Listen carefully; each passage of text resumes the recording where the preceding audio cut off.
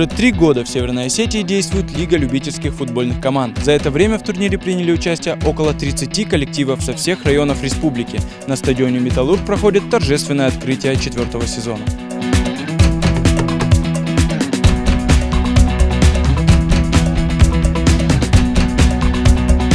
Открытие турнира посетили министр по делам молодежи, физической культуры и спорта Хасан Бароев и министр образования Алан Угоев. Я хотел сказать слова благодарности Алану Икаеву, организатору этого мероприятия. На мой взгляд, это замечательно, что именно инициатива ребят собрать все те команды, которые выступают во дворах, которые выступают именно не за определенные вознаграждения, а из-за того, что это их стимул в жизни, поэтому это здорово, это замечательно. Лига любительских команд с каждым годом повышает свой статус. Новшества ожидают нас и в этом сезоне.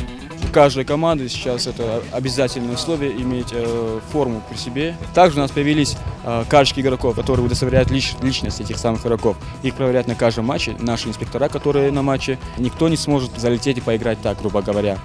Впереди у команд 17 туров бескомпромиссной борьбы за почетное звание чемпиона ЛЛК. Как сложится судьба трофея, пока неизвестно, но уже сейчас понятно, что проходных матчей в лиге не будет. Артем Балатаев, Батрас Пухаев, Артур Гаглоев, Осетия ТВ.